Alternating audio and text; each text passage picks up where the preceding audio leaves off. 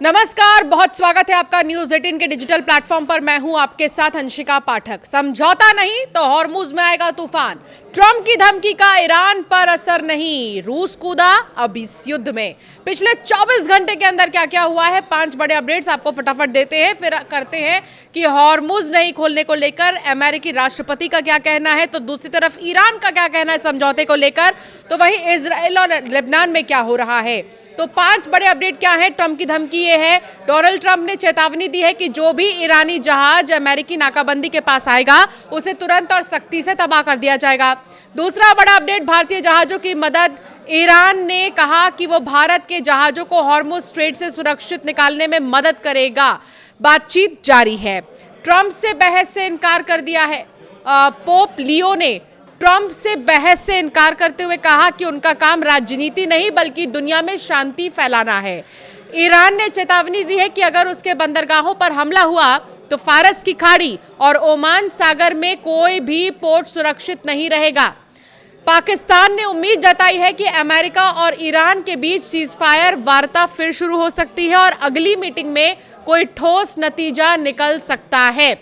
एक और बड़ी खबर इस बीच आ रही है ईरान और अमेरिका को लेकर, जहां सीधे तौर पर अमेरिका के जो उपराष्ट्रपति हैं उन्होंने ये कह दिया है कि अब डील पर फैसला ईरान को करना है। सीधे तौर पर जो गेंद है वो ईरान के पाले में डाल दिया है अमेरिका ने, और ये कहना है अमेरिकी उपराष्ट्रपति का कि अभी ईरान डिसाइड करेगा कि आखिर समझौता करना है नहीं करना है, और अगर करना है समझौता तो वो कौन से इंपॉर्टेंट पॉइंट्स होंगे। ये कोई नई बात नहीं है, इससे पहले भी अमेरिका की तरफ से यही कहा गया कि ईरान ने डिसाइड करेगा, जिसके बाद ईरान ने अपने 10 पॉइंट्स तैयार किए थे। लेकिन उसके बाद इजराइल और लेबनान में जो हुआ उसके बाद फिर से ईरान और अमेरिका के युद्ध को लेकर चर्चाएं बहुत ज़्यादा तेज हो गई हैं। तो दूसरी तरफ ईरान युद्ध से एशिया को 299 अरब डॉलर तक का नुकसान हुआ है, ये दावा किया जा रहा है। न्यूयॉर्क में युद्ध के खिलाफ प्रदर्शन कर रहे 90 लोगों को गिरफ्तार किया गया है, ये ताज़ा अपडेट है। नाकाबंदी पर अमेरिका को यूरोपीय देशों का समर्थन नहीं है। अमेरिकी ऊर्जा मंत्री ने कहा है कि तेल की कीमतें और भी ज़्यादा बढ़ सकती हैं। लेबनान में सरकारी हॉस्पिटल पर इजराइल ने बॉम्ब गिराए हैं। इसके अलावा लेबनान के मंत्री ने कहा कि इजराइल से बातचीत का मकसद हमला रोकना है। अमेरिकी नाकाबंदी के बीच चीनी टैंकर ने हॉर्मुज भी पार कर दिया है, ये बड़ी खबर है। दक्षिणी लेबनान में एक इजरायली सैनिक की मौत हुई है और 3 घायल हैं। ये अभी तक के ताज़ा अपडेट है। लेकिन फिलहाल ईरान अमेरिका युद्ध में पहले दौर की युद्ध विराम वार्ता के बाद परिस्थितियां कतई सुधर नहीं रही हैं। हालात तो ये है कि अमेरिका की युद्ध की तैयारियां अब और भी ज़्यादा बढ़ रही हैं और ईरान पर समझौते के दबाव भी। इसी बीच रूस ने ऑफर दिया है कि वो सीज फायर पर मध्यस्थता करने को तैयार है। पश्चिम एशिया में तनाव लगातार बढ़ता जा रहा है। यूनाइटेड स्टेट्स और ईरान के बीच पाकिस्तान में हुई शांति वार्ता बेनतीजा रही है और खत्म हो गई, जबकि पहले युद्ध विराम की घोषणा की गई थी। इस असफल बातचीत के बाद हालात और बिगड़ते नजर आ रहे हैं। वार्ता फेल होने के बाद डोनाल्ड ट्रंप ने बड़ा कदम उठाते हुए स्ट्रेट ऑफ हॉर्मुज में ईरान के बंदरगाहों पर नौसैनिक घेराबंदी लागू कर दी। ट्रंप ने साफ कहा कि हम किसी देश को दुनिया को ब्लैकमेल या डराने नहीं देंगे।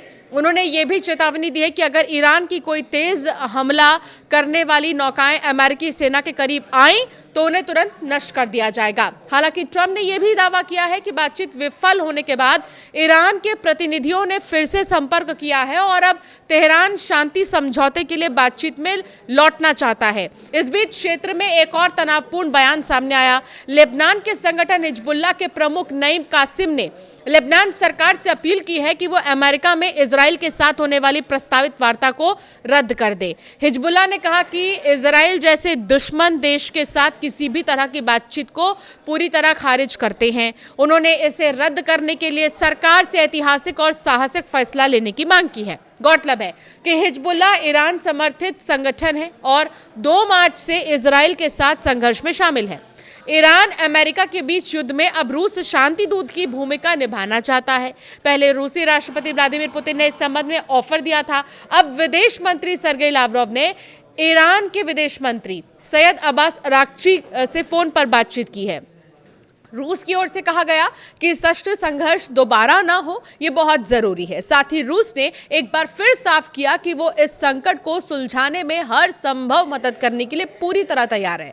अमेरिका के उपराष्ट्रपति जेडी वेंस ने कहा है कि ईरान को परमाणु समझौते पर आगे बढ़ने के लिए खुद कदम उठाने होंगे। उन्होंने साफ किया कि पाकिस्तान में 21 घंटे चली बातचीत के बाद अमेरिका अब वहां से वापस आ रहा है और ईरान की प्रतिक्रिया पर्याप्त नहीं रही। वेंस के मुताबिक आगे की बातचीत इस बात पर निर्भर करेगी कि ईरान कितनी गंभीरता से बातचीत में शामिल होता है।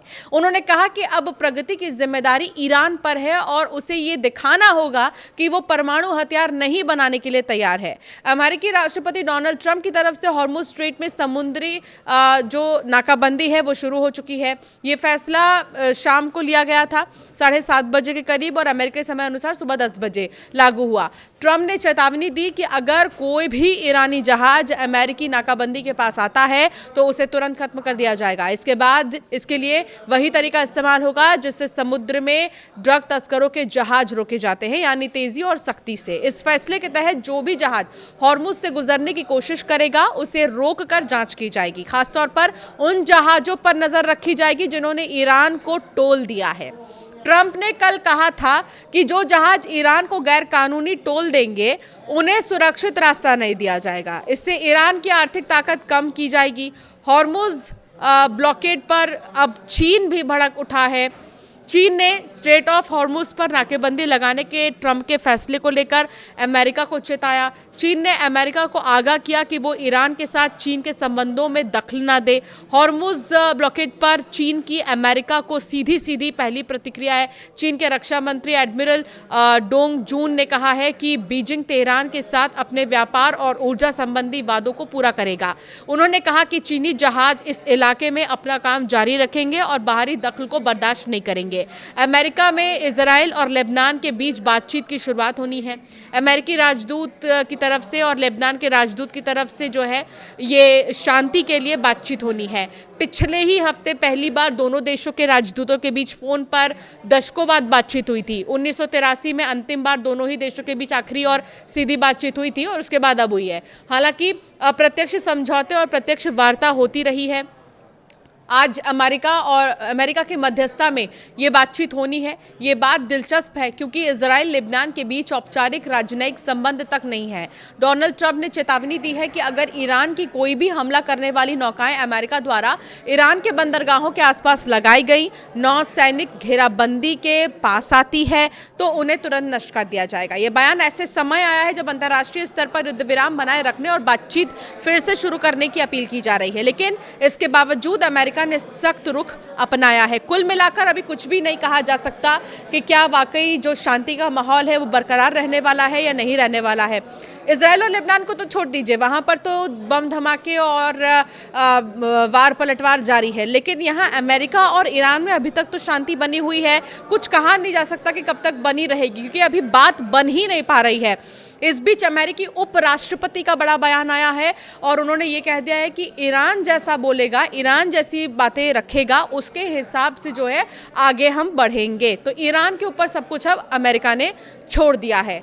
आपकी राय क्या है इस पर हमें ज़रूर कमेंट कर बताएं।